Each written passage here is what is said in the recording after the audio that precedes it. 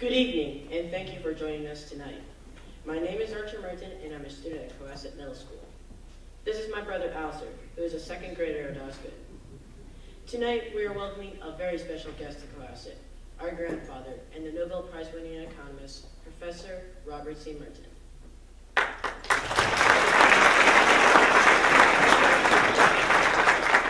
He is most well known for his contributions to the field of finance theory, but tonight he is going to talk to us students about how he began as a student in public high school and ended up as a world-famous economist and thought leader. He is one of my biggest inspirations, and tonight I hope he inspires you too. I would like to turn the floor over to Professor Merton.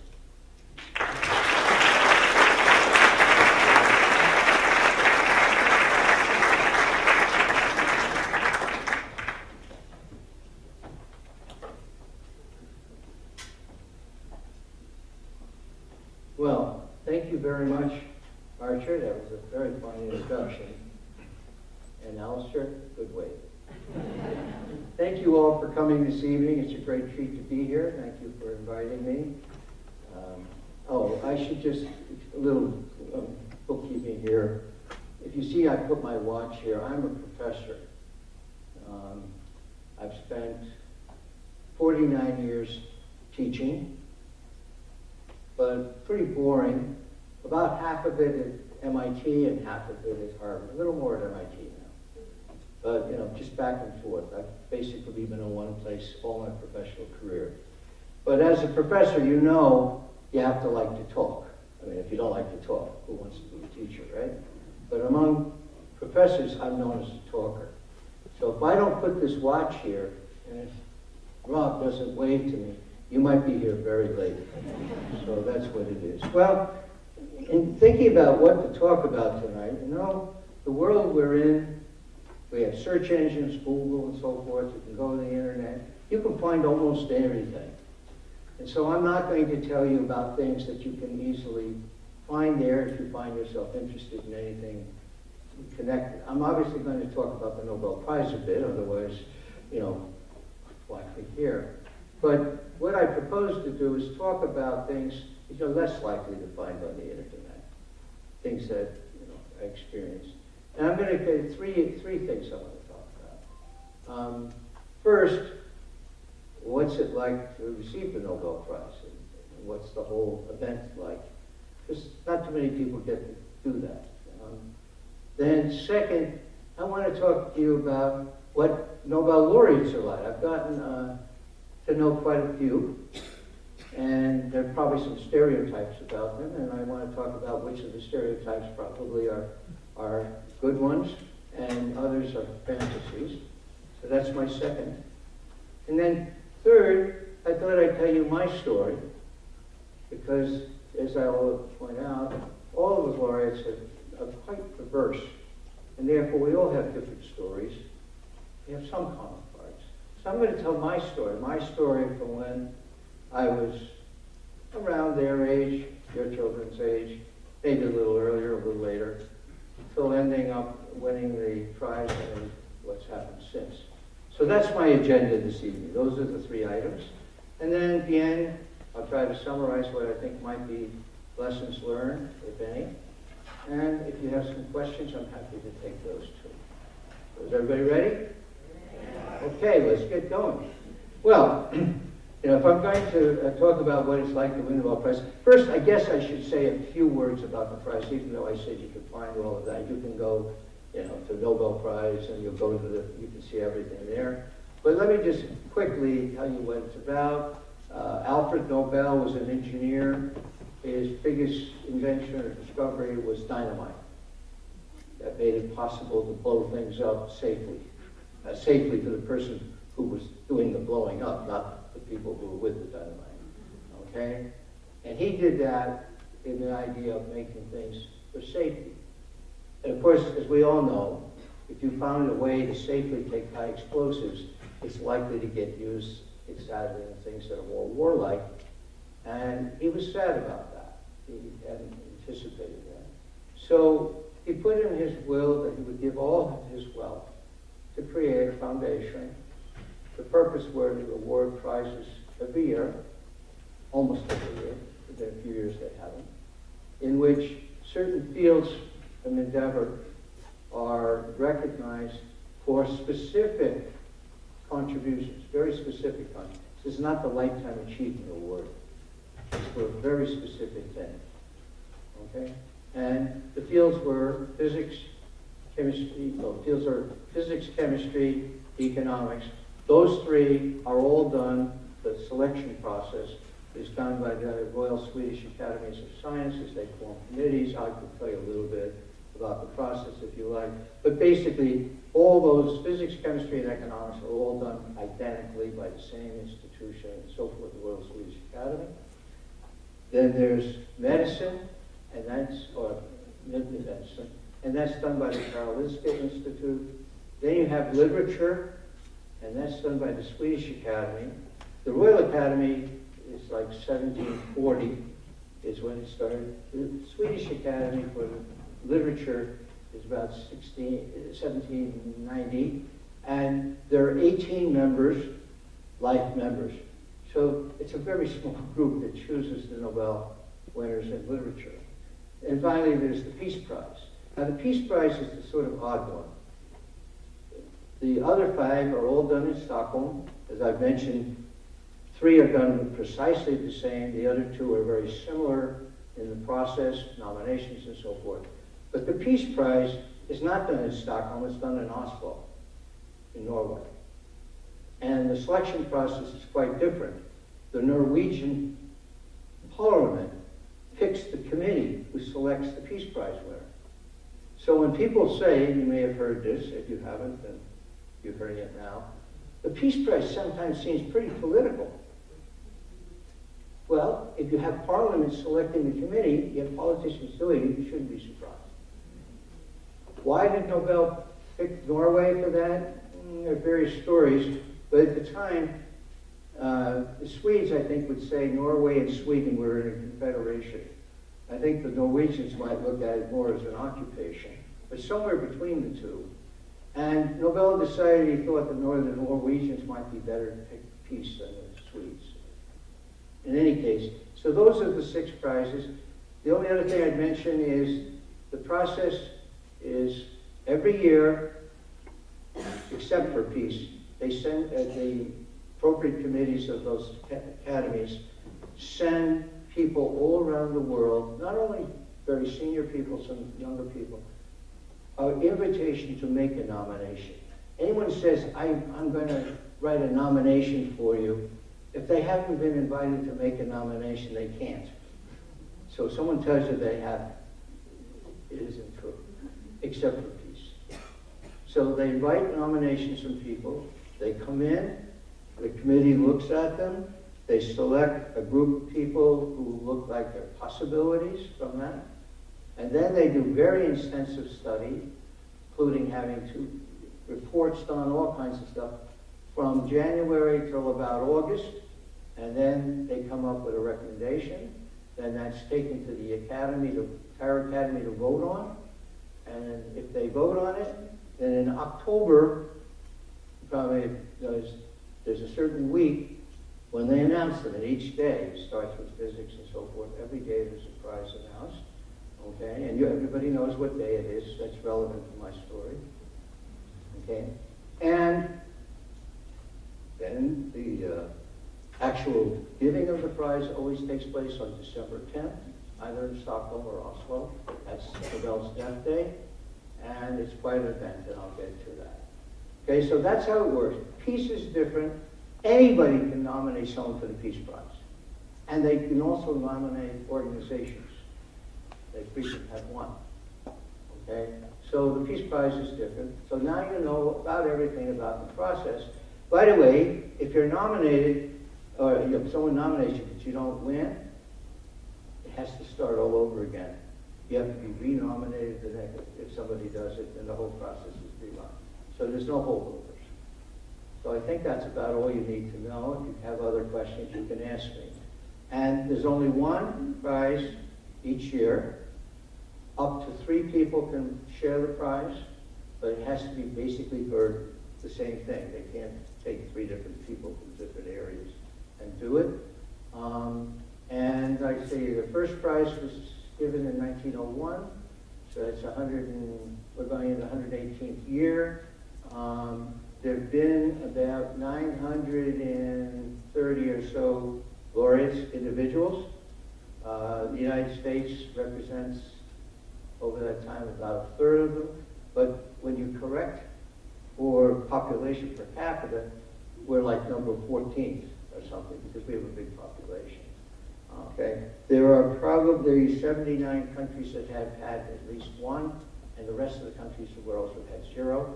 You're probably aware that if you walk around here in this part of Massachusetts, you're going to find, they're like squirrels, they're all.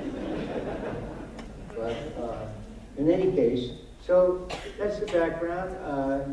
I don't, prizes like that develop their own reputation.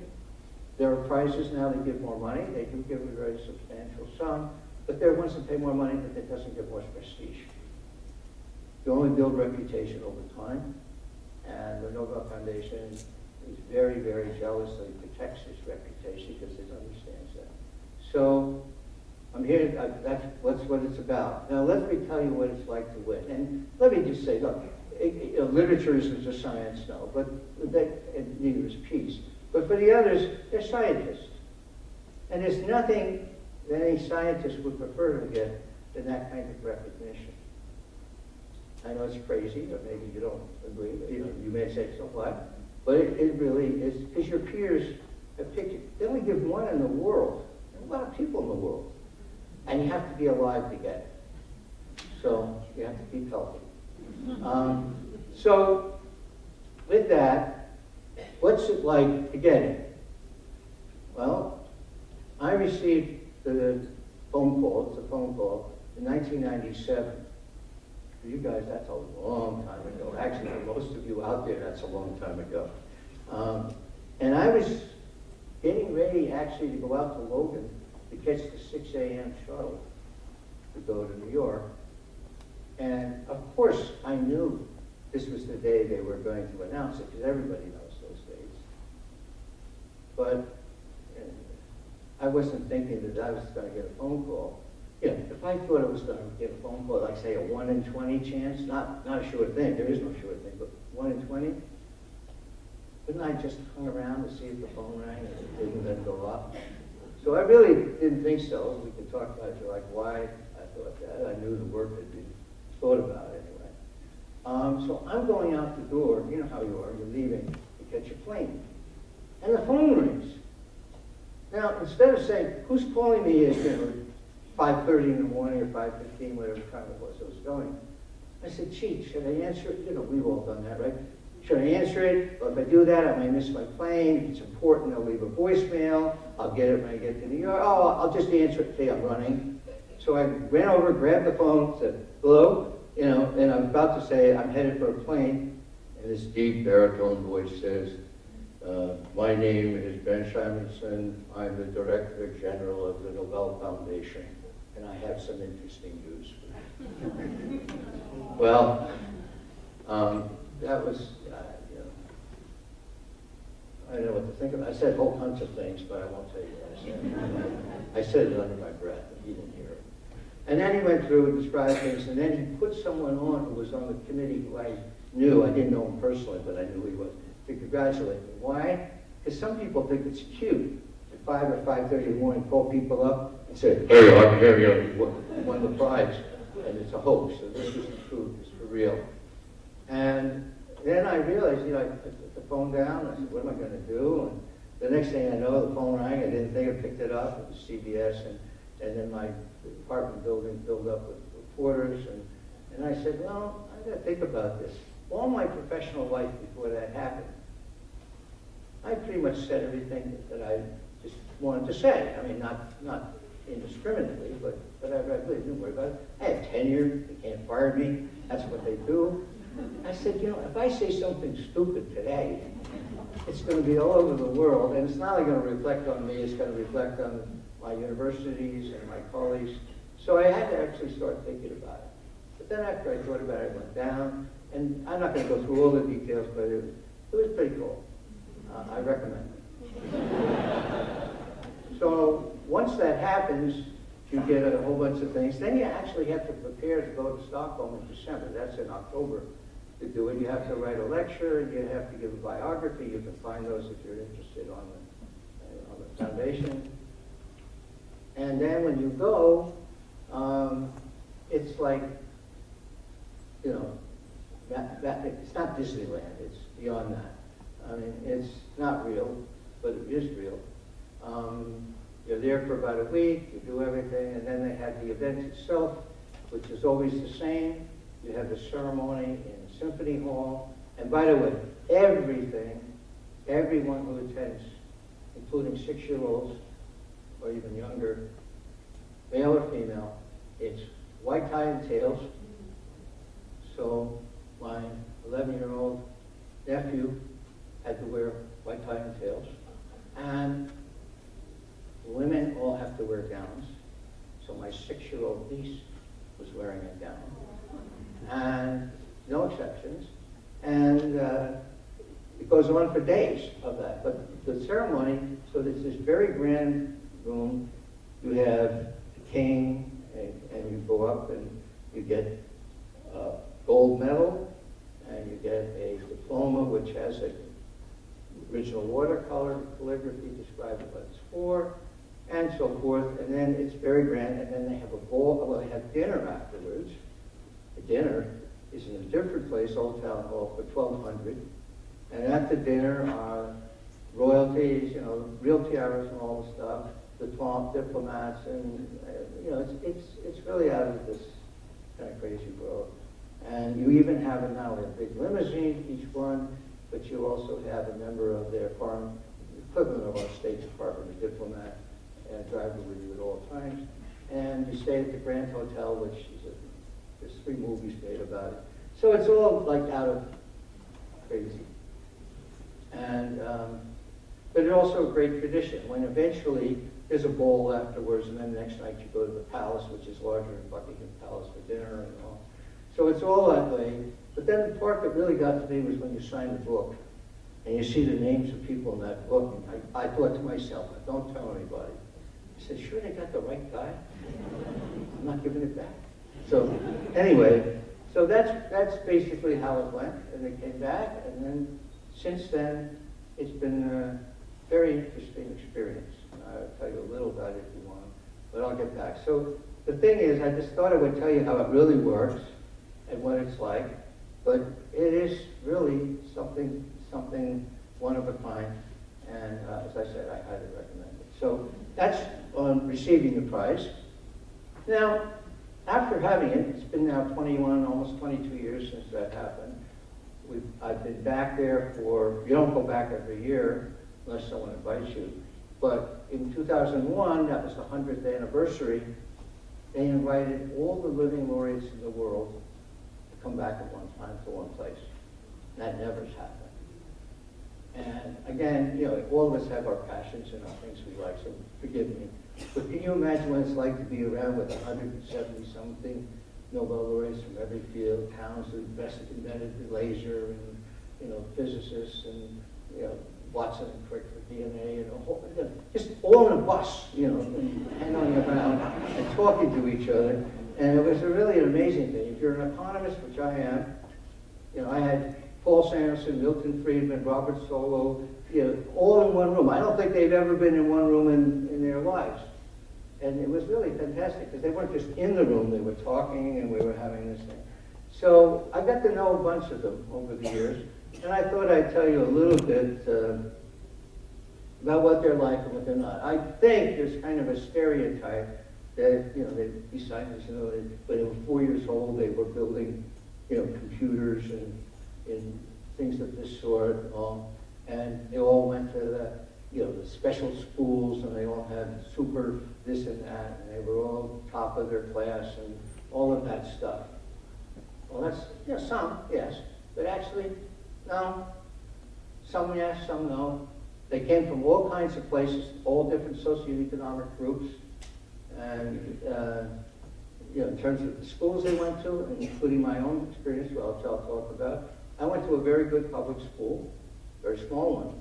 I'll talk about that in a minute. But they come from very different places and different things. They are not fit the mold. You cannot, I think, write down, this is where you send your child to school if you want your preschool, so then they can go to the right kindergarten, to the right school, so they get a path, because one day they want to win the Nobel Prize. That isn't the way it is in reality. They're very different, very diverse. Let me give you a couple of examples, not knowing where you're going to end up. One fellow won the Prize of Medicine, 1993. He was a Brit, but he's lived here in Massachusetts for years. He told me when he was 20, which is older than any of the students here, even the seniors, if there are any here, right? I hope so. Anyway, he was 20. His dream in life was to be the national champion snooker player. That's like pool, British style, for England. That's a long way from winning a medicine prize. Another one, the one in chemistry. Now, his father was a chemistry teacher. When he got finished with school, he said to his father, I don't want to go to college. His father said, well, okay, then go to work. So he went to work, driving a truck. After about a year of driving the truck, he figured this was pretty hard work. He went back to college. And someday wanted. I'm just trying to give you some sense. These are a not odd lot, but they're a very diverse lot. And there's also another message which I want to emphasize tonight, that we really, I'm looking at the students out here, you don't know where you're going to end up. You really don't. And I'll talk about that. That's not so bad. But none of these people had any idea where they were going to go. They weren't even thinking about the things that they ended up doing, and I'm one of them. Okay? So that's one of the lessons is, you can't plan every single thing and then say, I'm going to go there. Occasionally you can do that in sports, in music,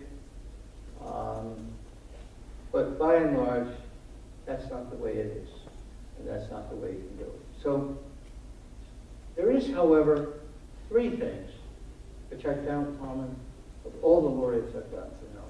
Three characteristics. All of them. One, they're passionate about what they do. They love what they do. They dream about what they do. Those moments when you felt a passion about something you just wanted to do, and you couldn't get enough of it, and you start doing it, and you realize you've been doing it for 12 hours, 14 hours. So what? You're having a great time. Not because you're playing in the usual sense of play, but because you're doing something you feel passionate about and you enjoy it. They all have that.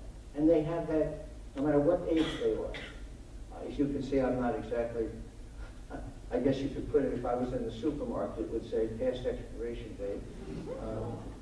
But by the way, I'll mention on that, I hope you don't feel this is bragging. I have 2 full-time jobs, which I'm lucky, and I love them, which is even more lucky. So stereotypes don't always work. Just the fact that you have to be past the expiration date doesn't mean you've expired. It could be okay. That's for a few of the people in the audience or their parents. I don't mean just students' parents, I mean the parents' parents. Okay? Don't think of them that they're done. Okay? Some will, some not. Okay? So passion, and then what else did they have? They have this sort of passion, and then which what I call creativity. Now, creativity, it's kind of a pretty worn word. But what I mean by that, they have a sense of wanting to do things differently. Maybe the way I would put it to you is that instead of asking, how does this work? How is this done? If you're in an activity where you're building things or doing something, how is it done or how's it best done? What's best practice? Instead of asking that, the first question they think of, that's the second question they ask. First question they ask is, what's the best way to do this? what's the best way to do this? Which may not be the way it's being done, and it may be a way that has never been done. But they think of it in that pattern. Then they say, how are we doing it now? And if it's different than the best way, you now have a plan. We're here, and we know where we would like to go. And then the trip is, how do you get there? But that's very, very clever. They don't just do what everybody else is doing, or best practice, I would say, especially in the innovation world we're in, technology world, and the way countries are changing. Best practice is a legacy. It's like driving, looking in the rearview mirror. Now, what's in front of me is the same as what's in back. That works, right? You've got to get out there on Route 3 or whatever and drive that way. But what happens if there's something in front of you changes from what's behind you? That's a disaster, right? Driving, looking in the rearview. Well, that's my metaphor to you. To best practice, or how it's done, is not good enough. What you want to know is, what's the best way that you can do it? And those aren't the same. And that's the way to deal with change in general. So that's the second characteristic they have. They tend to be very creative. The third one is, they work really hard. They really do. But don't go hard for them. Because remember, if they're fortunate enough, they're doing what they're passionate about. They love doing it. They're all doing it well past when they have to do it. Because they love what they're doing. And I would just say individually, I'm sharing this, I think that's one of the greatest blessings I could imagine having. I mean, I have my lovely family, so I can't, you know. But after that, just can you imagine that you're doing what you really love to do, and you can do it, people still let you do it. So they work hard. Now, on the issue of cleverness, if you like, or creativity, don't walk the beaten path, don't feel you have to be conforming. I would say, though, you need to add a little footnote to that, which is, but you have to have discipline. That is, you can't just say, I'm going to do whatever I want, and it's different from everybody else, without regard to anything. It has to have some kind of discipline, that you're doing it for a good reason to you. Not, hey, I just think this would be fun, or not, I can't do the way other people do it, so I'm going to do it differently, so, and this gives me license to do it. So, not marching to the same beat is really critical to making innovations, to creativity, and all these people, like all these that have that. But they also have discipline. My mother, you knew I was going to bring my family in. I'll get down to the rest of you. My mother, you know, people have been good to me all my life, and we all have that experience. And I'm hesitant to mention names, because it's not the people you mention, it's the people you don't mention, right? Because lots of people have helped us, families, friends, and so forth. But I will mention my mother, among others, anyway. And my mother, in sort of teaching me a bit about this, she said, in my hometown, now we're getting there, Hastings on the Hudson, a town, as I said, smaller. When I was there, it was probably 4,000, 5,000, now maybe about 8,000. So it's probably roughly the size of here in Cohasset. On the Hudson River, first river town up in Manhattan. Beautiful little place, but, you know, a real working middle class town, with some unusual characteristics, but, you know, not a lab town or anything like that. And, but in that town, the sculptor Jacques Lipchitz had his foundry. Lipchitz, you may or may not know, was a Cubist sculptor, very famous one, world famous, still famous, contemporary of Picasso. And while he had a beautiful villa in Italy, he, in Hastings on Hudson, did that work. In any case, he did these huge, sometimes 3-story things, all abstract. So I'm a little kid, maybe a little older than Alistair, but certainly much younger than Archer. And I said to my mother, huh? What's this? You know, is he joking? you know, I mean, give me a break. I was only a penny, 11 years old. So look at, and my mother, instead of saying, you don't understand, she took me to see some other work he had done. He had done portraits, sculpted portraits, which were so real that they were alive. They captured not only what a person looked like, but their personality. What was the lesson? This guy could do perfect real-world characterizations. He chose to do that abstract art. The lesson? First, do it their way, as good as anyone or better. Then you earn the right to do it your way, and nobody can challenge you. That's the lesson I learned. I hope to share that with you. That's what I mean by responsibility, with going your own way. That you have some discipline that keeps you from just running off. Okay, so what else did the laureates have? That they worked and so forth. And I mentioned tools. Now, since I started talking about my own experience, and I'm really trying to use this to get to these three, that working hard carries with it focus, that you're able to focus on things, long, intensive time, and that's necessary for doing the kind of work that these people do. Now, I should say on the prize, because I hear myself now, one of the reasons I didn't think I would stay around my apartment on that day was, first of all, you have to be alive. I was alive. But you have to be alive to get it. Therefore, there's the tendency to give it to older people who are qualified because they may not be there. And I was relatively young at the time. So even if I thought I might get it, I wouldn't think I'd get it that year. And the second thing, and this is a general principle on prizes, they give one in the world in your field. One. How many people's work is good enough, in fact, great and good enough, such that their name was mentioned as the winner, people would say, yeah, that makes sense. Many, many more. What's the point? Many people whose work is good enough to warrant the award won't get it.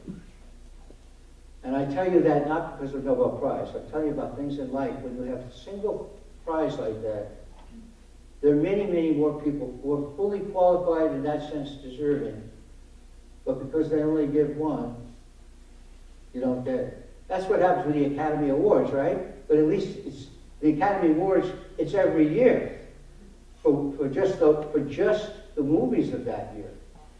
For the Nobel Prizes, it's everyone alive competing every year. So each year, the competition gets greater. So always understand, prizes are wonderful, being recognized is a fantastic thing. But also realize that if you don't get that prize, it doesn't mean you didn't deserve it. And, you know, that's a lesson. Okay, let me talk about a few other things about the road from here to there. As I mentioned, when I was in school, I'm going to talk about passion, and I'm going to talk about creativity, and I'm going to talk about the 3 points in the context of my life. So don't worry, I'm not going to talk about being born in a log cabin. But in terms of passion, I guess when I was about 7 or 8 is when I really became passionate about baseball. That's not very unusual. I'm sure there's some people in this room. And I knew everybody's batting average and, of course, all that stuff. I also found myself creating, in most part, fictitious companies. And one of them was called, my initials are RCM, the RCM Savings of Dollars and Cents. I set up a bank, and I had a little cash register, and I collected deposits from family and friends, and my mother would take me down to the local SNL, and I'd deposit it, and I'd earn, 4% interest in the passbook, and I would pay my family and friends from my bank 3%. Why do I tell you that? Because in this road to where I am, that's probably the earliest example of something that's related where I ended up, but I didn't know it at the time. The next thing I ended up doing of that sort is I bought my first share of stock when I was 10. Now, I came from an academic family, a very famous academic father, but we were real middle class. So when I say I bought a share of stock, I bought maybe 5 shares, General Motors or something, not, there was nothing like that. I had learned from him about the stock market. I had learned about magic. He was a magician as well as a professor. And I learned about poker. 2 of them stayed with me. The stock market and poker. Magic, too much work. Okay, I didn't have the discipline. So I became really interested in the stock market. And from that time on, I learned about the stock market. First, they let me go to a brokerage house and sit in a fancy chair with all the other, and they took this little kid, sort of like, well, I was older than Archer, but younger. And they taught me everything, how to read tapes and everything, because I was a kid. So I learned all about the stock market lore and everything. And it was, you learn a lot when you're like that. I knew every symbol on the tapes, New York and American Stock Exchange.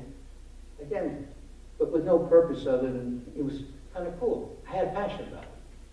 That's what I'm trying to get at. That's why I did it. I didn't say, I think someday I'm going to be a stockbroker, or I'm going to, my interest in life is. In fact, I never thought that was a real job that I would take. I thought maybe I might invest after hours or something, but not. Okay, so that was the second one. At about that time, maybe 11, I became totally passionate about cars. And that influenced my life a lot because it influenced who I hung out with. If you're passionate about cars, you've got to have people that have a car. So that when you're 11 years old, there are not too many of your classmates that are driving. So that affected my life. I won't go into that part. But what happened is I was crazy about them. I mean, I studied them. I learned about it. I learned how to put in new engines. We would go and we didn't have any money, so we'd get engines out of junkyards and build race cars that we could race. And they were faster than Corvettes, but they only cost us about $500 and a lot of labor. Things like that. So I was great. So what did I think I was going to be? I said I'd probably be an auto engineer when I grow up. Right? That seemed sensible. I was building them, and I was absolutely crazy about it. So that passed. Then I went to college. Well, when I graduated from school, I was a good student in the honor society. I was not top student in the class. Math was always my favorite subject. A lot of others weren't. And the truth is, right through high school, other than math, and I read, but I did all my homework and everything, but no more. I did not have a passion about it. So I kind of, I was interested in cars, stock market, and girls. Okay? And extra time on my schoolwork didn't seem to fit in, and I didn't play a musical instrument. Okay? So why do I tell you that? Because again, that's this idea that laureates are all the time studying and doing everything, and isn't the way it always works either. And also because people develop at different rates. So, but I did okay. I went to Columbia, engineering, in engineering mathematics, and I learned not only mathematics, I learned mechanical engineering, electrical, all the different branches of engineering, which I had to know, plus a lot of other things. And I changed very much, partly because I got engaged at 19. So everybody else was finding out about life. I was working. And I took sometimes as many as 6 or 7 courses, not to be impressive. I was just curious. So I took 9 courses on stock market and accounting. I took humanities, a lot of humanities and so forth, along with lots of mathematics and engineering. And actually worked very hard, but because I was enjoying what I was doing.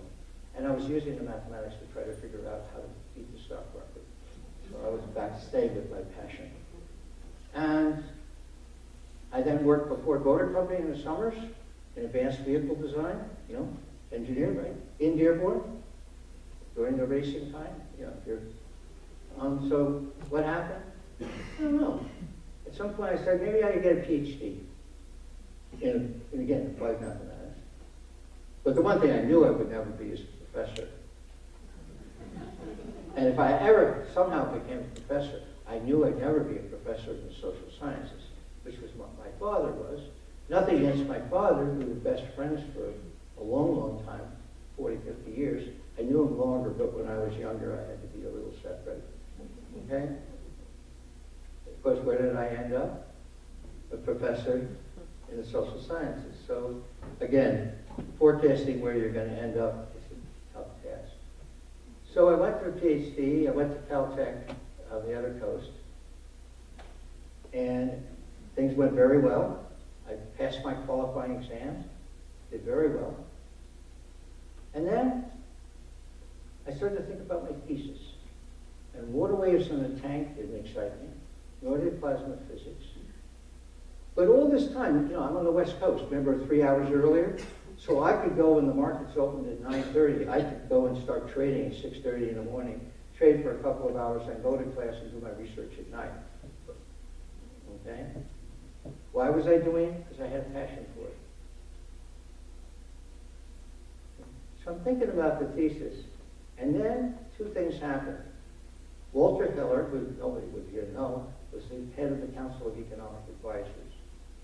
And he came out and said, we've solved the big macroeconomic problems. No more depressions, no more deep recessions. This was almost 50-something years ago, right? So you know the forecast was a little off. And no more big inflations. We've gotten rid of the two. From now on, all we need to work on is fine-tuning of the economy. Well, Mother Nature or whoever, of course, within 5 years of that statement, showed us things that we had never seen before. We realized what we didn't know. But that talk inspired me. Because, here I'm doing stuff in the markets. I think I felt like I knew something about economics. And then the thought was, if you could do just a little something good in economics that affects millions of people, that would be a remarkable feeling, experience, right? I mean, not big things, just a little thing. Because I was mathematics, I went to the bookstore not knowing anything and bought a book on mathematical economics. That seemed like a good place to start, right? I mean, I wasn't going to start with, something else. And I read it. And I said to myself, I think I can do something here. Now, it turned out, I didn't know, ignorance, this was a terrible book. Had it been Paul Samuelson or Kenneth Arrow had written it, I might have been intimidated. But I didn't know, right, if you don't have a standard. So I said, I think I can do something. Now, here we come to the point that I really want to say, because this story is a pivotal point in my life. Remember, I had passed my qualifying exams at Caltech doing very well, ahead of everybody. And all I have to do is the thesis. And my advisor is the chairman of the department. And I say, you know what? I think I better change fields. So I went to my advisor. I said, I think I'm going to change fields and I'm going to apply to some economics departments. Yeah, he thought it was, probably. Just imagine, I don't want to say your child, but someone came, they were at that stage and all they had to do, and they just said, I think I'm going to change fields, okay? My family was very supportive. At least they didn't tell me I was crazy. But he did. But I did it. I applied to a bunch of schools, okay? And I happened to be lucky enough to get in, or whatever. I get into MIT. Now, I had gotten into MIT in mathematics, I had gone to Caltech, but this is a wholly different field. And they let me in. They gambled on me, and they gave me a full fellowship on top of that, so they paid for everything. That's pretty cool. That's hard to find these days.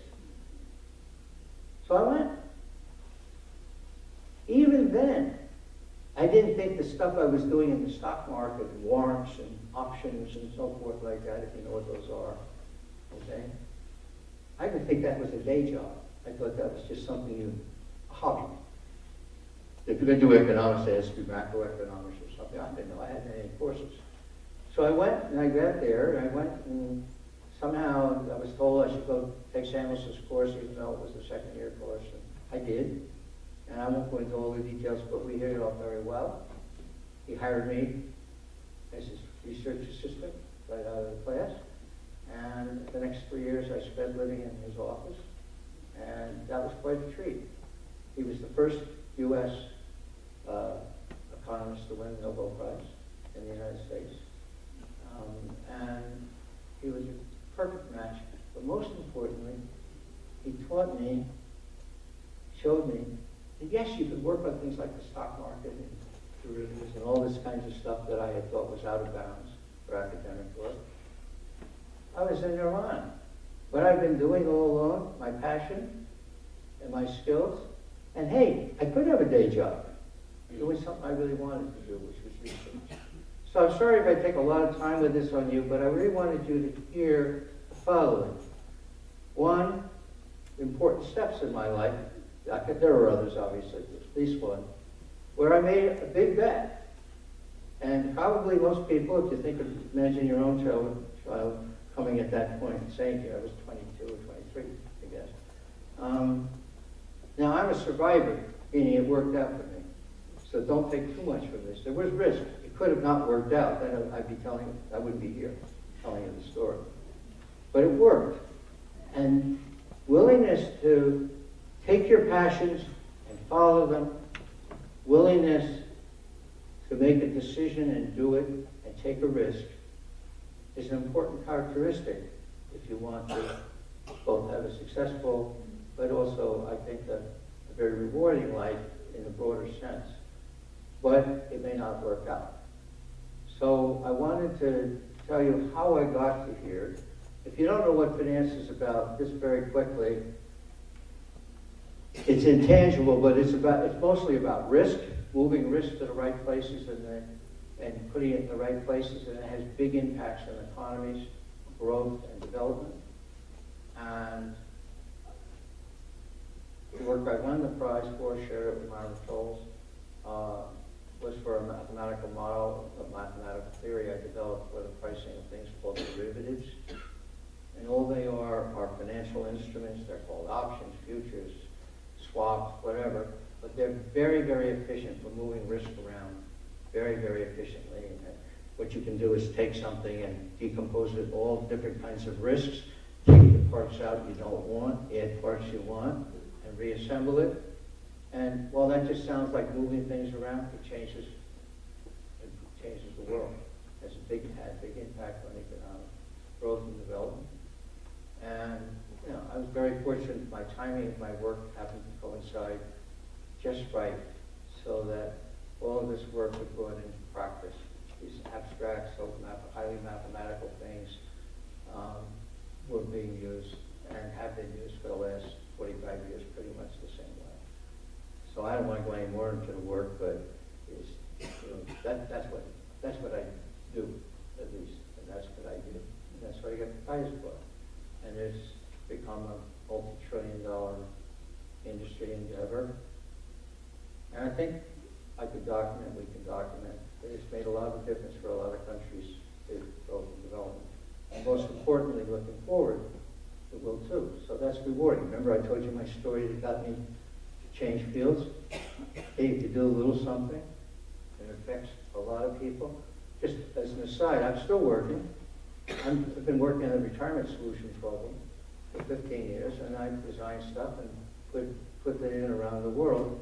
So if my grandchildren say to me, if it all works out, we'll see. But my grandchildren said, Grandpa, what have you been doing for the last 10 years, 12? And I said, if it works, making things better for millions of people for several generations to come, helping out with that. That's a pretty good tagline, and you get paid for it too. So, to sum up, I got to look at the time, because remember, oh yes, I can see we're coming in. I want to come back to summarize and say, the points I want to make from this story. I don't know if this was too disruptive, but I wanted to be key parts, decisions that were really made, and made at an early age, and with support of family in the sense at least they didn't kidnap me and have me, you don't want to do that, sort of thing. And so, in sort of what I want to say to particularly the students here, follow your passion. That's one of the lessons. It's a great way to live, for one thing. And you'll probably be your most successful doing things that you're passionate about. When I hire people, I have 2 full-time jobs and have since I was in my 20s. A full-time academic, and I teach a full load right now. In fact, I'm teaching two separate courses with about 150 students, okay, at MIT. But I also have been involved in practice, innovation, and building things around the world. And so I have those 2 jobs. I still have, which is kind of cool. And, you know, I love it. The idea of my retiring, I mean, they may retire me. Someone will say to you, we don't hire you anymore. But as long as they'll get me, they'll hire me, and as long as I can do it, this is working, and I can kind of get around, I can't imagine doing anything more. Now, to me, and I hope, kids, it won't mean anything to you at this stage. You're not thinking about retirement. But the idea that you could get through, 50 years and still enjoy it and get the opportunity to enjoy it everywhere in the world. I went to Asia 6 times last year, in every country in the world, working on real problems. And that's so exciting. So I hope you don't hear this as, hey, he's bragging. No, it's a blessing. It doesn't matter. You don't have to do that. I mean, I can't help it. That's what I ended up doing. The message is, go with your passion. I always hire people. Someone has better grades, someone's a little smarter. They're all good or you wouldn't be interviewing. They all have good stuff. But one's better with grades or something. The one that's passionate, I know is going to do better for me. Why? It's the first thing they think about when they wake up in the morning, and it's the last thing they think about when they go to bed at night, and not because I'm paying them or telling them to do so. And if you do something all day long like that, really working because you want to, someone can be faster, quicker, smarter in the IQ sense, in the mathematically trained sense, you're going to win. You have to be good. You have to have the tools. You can't just be a thing. So you have to work hard at learning the tools. But what I will finally say on this is, I had to learn, and I learned it at Caltech, moving from being a student who was passive, reading things, reading what other people did, learning how someone proved a theorem, learn how someone designed an engine, which is very important, but it's passive. You're learning. If you want to do research, if you want to innovate, you have to be active on the subject, not passive. You actually have to change it. You've got to create it. That transition is a mindset. It's not easy. I found, and I learned it really being at Caltech, the way we learned it was playing. But not play like to have fun, although we were having fun. I proved theorems that had already been proved, but I didn't ever see it proved. I wouldn't get any credit for that, but it was good at becoming active. So encourage all of the students at the right time, or if they're passionate about something they want to explore, okay? Allow them the time, or take your own time, to play. Fool around with it. Do more with it. Don't say, oh, I have this homework assignment, I got to do it. You play with it. You try to prove theorems. You try to work things. And I've been doing that all my life, but it really is the way, I think, to move from being, what's very important, a passive absorber of other information to actively creating knowledge. And that takes a different kind of spirit, and it doesn't just come magically. It comes like everything else. If you're going to run, you have to exercise or work out. Well, same thing. You play with the stuff, and I think that's the way I would suggest it. So those are those prescriptions. For parents, many of you, I can see your children are younger, but someday your children are going to graduate from Cohasset High School. And you're going to go to the graduation. And maybe your parents will go with them. Now, there are going to be kids here, as in every school, including mine, most likely to succeed, prom queen, football captain, top students getting into top schools. And there are going to be a lot of students who are fine, they did well, but they didn't do quite that well. I mean, they did very well, they're fine. I don't want to put a number on this, but they've done fine, but they aren't in that group. And I'm not talking about parents who are trying to live through their children, meaning you are going to become, and I'm going to make sure you are. with parents who love and care about their children. It's very easy because you've been with them from the beginning. By the time they graduate, that seems like a very long time. And it seems like if they haven't gotten to the top, whatever way you think of that, sports or something, you worry a little bit, are they going to be able, will they be okay? Not because you want to brag about them or for you, but for them, because you care. Now you won't maybe admit it to them, and you shouldn't necessarily, but you're worried. I'm here to say to you, early days. It's not over when they graduate from high school. If they haven't, first of all, we all know the most likely to succeed rarely is the one that ends up succeeding. That's the award. And it's early days. People blossom and develop and find where they want to be. I found it by changing fields when I was 23. Now, I was doing pretty well before that, so don't misunderstand me. But that was a big, big step. I didn't know I was going to do it. I didn't even think I was going to do it. It never occurred to me. So I at least wanted to share with this audience, because you are here because of your children. I assume you had other things to do otherwise tonight. So I want to say to you, when that day comes, if they're not in that group, that doesn't mean, oh my gosh, maybe they won't. They could be anything still. It's early. And the key elements are to look at the other part of what is happening. That's the only way I wanted to share with you. There's so many laureates, and remember, one in the world for each field. You know, one, that's a very rare set. Okay? And to say it's competitive is an understatement. Okay? But many of them have had this kind of a story. More importantly, for most people who are either not going to be interested in that or they don't get one in their field, is the idea that we all develop different ways. We have things we're passionate about that we like, and frankly, we have things that don't turn us on. And we can't pretend that we're uniform across every subject, that we have to be able to do Mandarin and English literature and mathematics and physics and all of that as if we're a mechanoset and everything, you know, everybody has to be super good at everything or just as good. I don't think that's reality. That doesn't excuse you from taking those courses that it's not. You still need to know those things. And you do need to learn tools. But be sensitive to the idea. Encourage the part that's the passion. Encourage the part that's going to make them happy, but not happy. That's between them and themselves. You can't make them happy. Create the environment for them. Look to see if there's something that they grab them. And encourage it, or at least you don't have to push them into it. They'll take themselves there.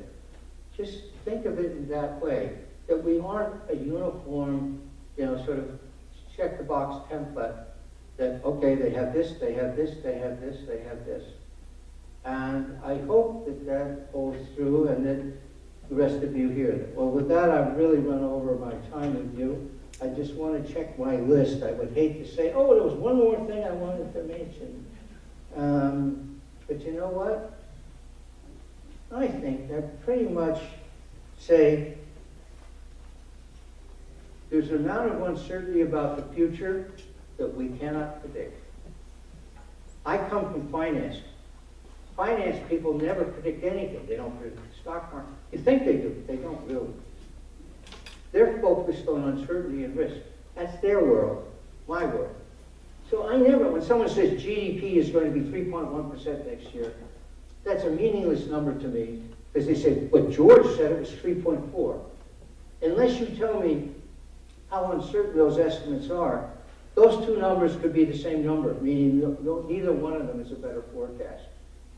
They can both be wrong. But you rarely hear people say to you, but in reality, even those forecasts are different, they're really, you can't tell them apart statistically because there's so much uncertainty. You can't get rid of many parts of uncertainty. That's part of the human dilemma. What you can do is learn how to manage it and understand it. And that turns out to be really valuable. Now, I'm not trying to pitch you to send kids to study finance for that reason. But this idea that the future is predictable in a material way, your children, where they're going to end up, I'm saying where they're going to end up if things go well. So I'm not talking about the bad sides of things that can happen to anyone. You can't do it. So give them tools, encourage them to be creative, support their passions, and they'll be fine. Even though I can't tell you where they'll end up. And as I again say, I hope you hear in me, and maybe you feel it your own selves, that it's not even about the success. The idea of being able to do something you love doing, and to be able to keep doing it. What a way to, that's a rare thing to have. I really, and I thank all the powers that be for that. And so that's my message to you, experience. That probably you won't find on Google or on the internet, and that's what I promise you. So I promise you these three things. I promise you wouldn't find it. Thank you very much for your time. If you have any questions,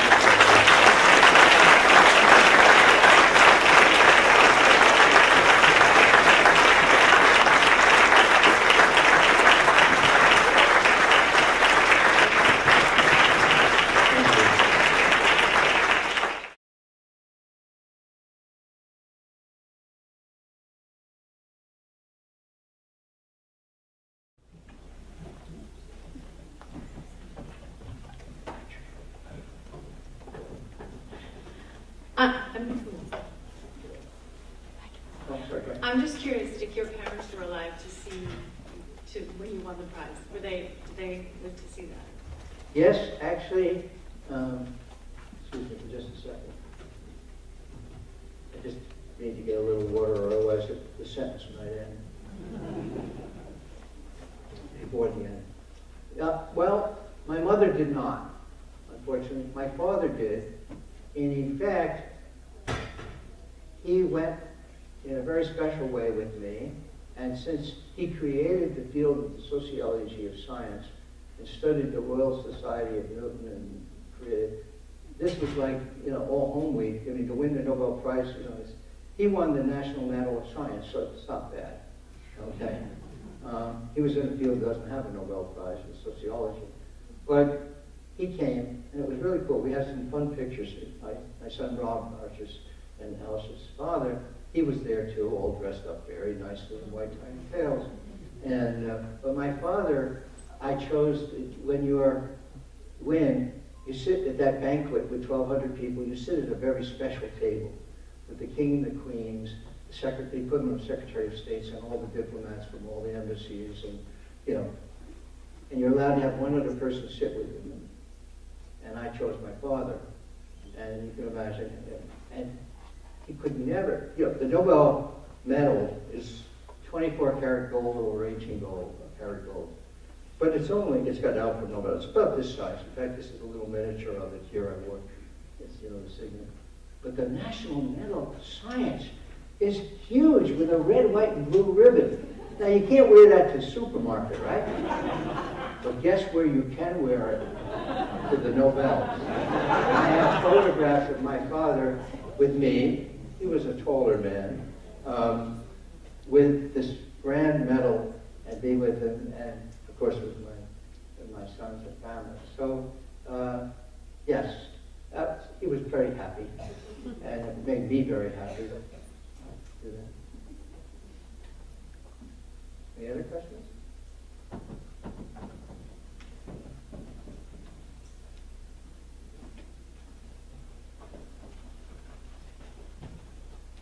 Hi, thank you. That was really interesting listening to you. First, my first question, did you end up making it to Logan when you received that call? Pardon? Did you end up making it to Logan? No, I missed my flight. Okay, that's my question. Yeah, what happens is, there are probably, I don't know how many reporters sitting in my, I know. Okay, and my other question is, I don't know if this applies to you, but my husband recently quit his job. He used to work at the bank. Sorry, I embarrassed you. But then when I went to basically pick him up from his early release that day, I realized that most of his colleagues were not happy, and I was like joking with him about, I felt he was like an inmate leaving prison, and he's leaving the rest behind him. And all of them, because we're starting our own small business, everyone was like so excited for him. And it hit me like that many people in corporate America today, mostly, many of them, of course, not all of them, stay because of the health insurance, and some of them don't really enjoy what they're doing, but it brings money to their families. And I was wondering, was this the case, not for you, but I mean for people from your generation, or is this just something recent? Because you go to South Station, and you don't see people that have joy. It's not happiness, it's joy. Absolutely. And I was wondering, yeah, if you can just... Okay, I can actually, thank you for asking that question. I want to be very clear with you. I was being, when I say personal to you, I mean, I wasn't telling you, but this is a personal story. I was telling you, when I said how lucky I am, I meant that. Many, many people, the vast majority of people, work to eat. And they may not hate their job, some do, but they're not, if they had a choice, they'd rather be doing something else. And I'm sorry, my whole life has been devoted to trying to create efficiencies in my expertise. I can't solve lots of things because I don't have the expertise. But my contribution, remember I told you in my remarks, I wanted to do a little something, has been about trying to make life better for everyone. Okay? Now, that's a nice thing to say, and we can do things like that, but I was not one to convey that everything's good, it's fine, we're okay.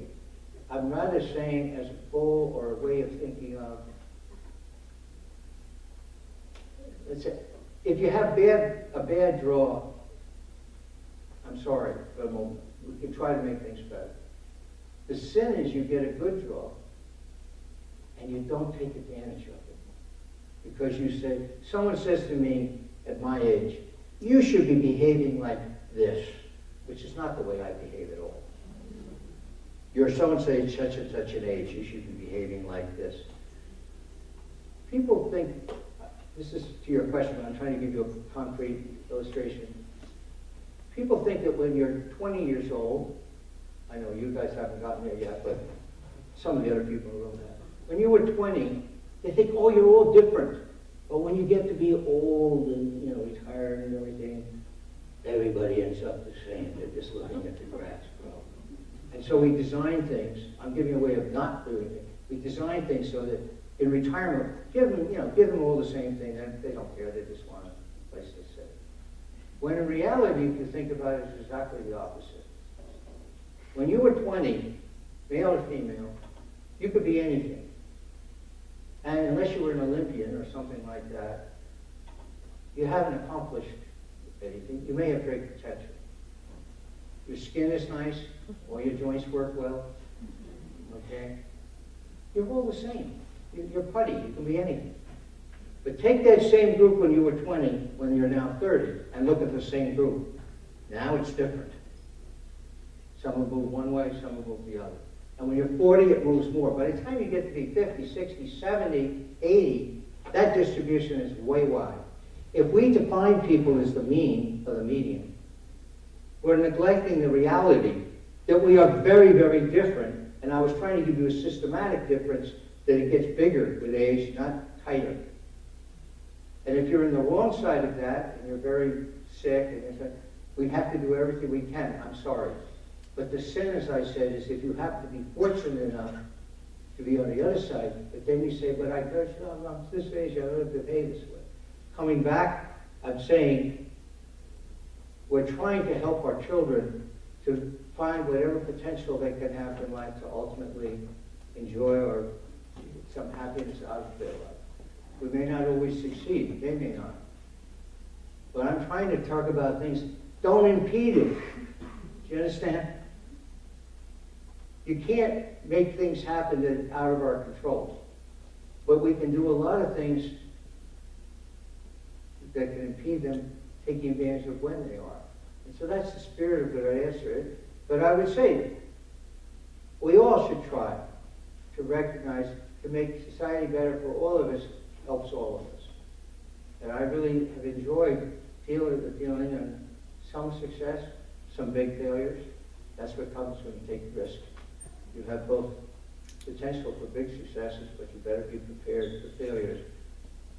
Ted Williams never went up to bat. I hope everybody in the room knows who Ted Williams was. Okay? No one's hit as well as he has. No one's hit over 400 since then. But every time he went to bat, do you think he went to bat saying, I'm not sure I'm going to be able to get a hit here? No. You know his mindset was, bring it on. I'm coming up. I'm expecting to get a hit every time he went up. Now, reality is what? The greatest hitter of all time hit 400. What does 400 mean? It means you fail 6 out of 10 times. You fail more than you succeed. He was able to handle that with different parts of his brain. But what I'm saying is, we have to accept, if we take risks, that they're real, and that we may fail, and we have to make a judgment. I'm not saying you should take risks, but that should be a decision we make in an informed way, and without being impeded, if it's indeed a good one. So I have no other better answer except to say, I work on, and other people in my field are working on, trying to make it better for everyone. And we're working on it, but there's no magic answer.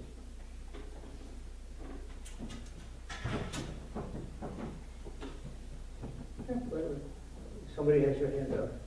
Rob, you mind if I ask a question? Go ahead. First of all, thank you, Professor, if you don't mind. You talked about not being able to see the future, and I'm really addressing the parent-child dynamic. You can't see the future. People develop at different stages, and the brain science that we're learning now tells us that most of these kids, until they're 22 or 23 years old, their brain will not have fully formed. So the idea that we're making decisions now about what they're going to be in 20 years is kind of foolish. You talked about taking risks, whether or not parents are taking risks with their children's future, and you talked about failure. So my question to you is, picking up on your last answer, what is the success from failure in your experience? What's the success from failure? How do you pick yourself up from failure? You're going to take all these risks, which I think all accept that we have to take risks. When it doesn't work out, what did you do if you had setbacks? Well, I've had some very big ones. So how did you pick yourself up from those setbacks? First, I was pretty crushed. Felt horrible.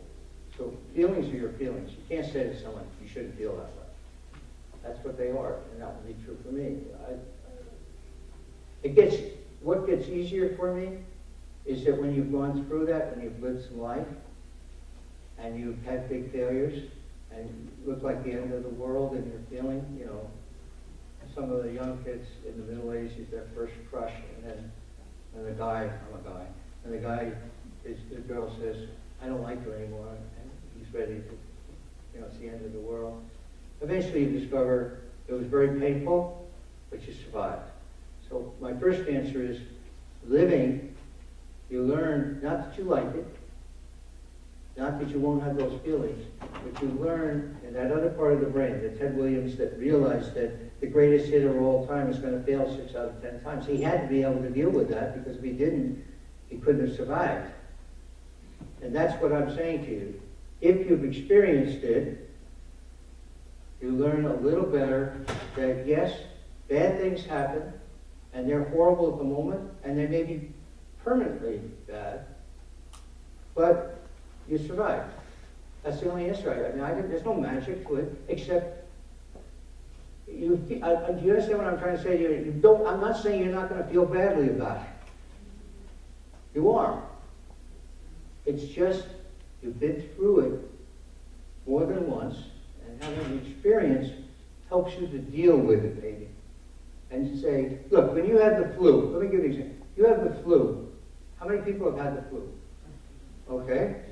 When I had the flu, I feel my head's pounding, I can barely breathe. Basically, I feel like I'm dying. Really, what do I know? It's the flu. I've survived the flu before. It's horrible. Doesn't change the symptoms one bit. But I know in 3 days, a week, I'll probably be okay. Now, rewind the tape to show you the difference. Same symptoms as the flu, exactly, no worse. And your doctor said, sir, I'm sorry, we don't know what's wrong with you.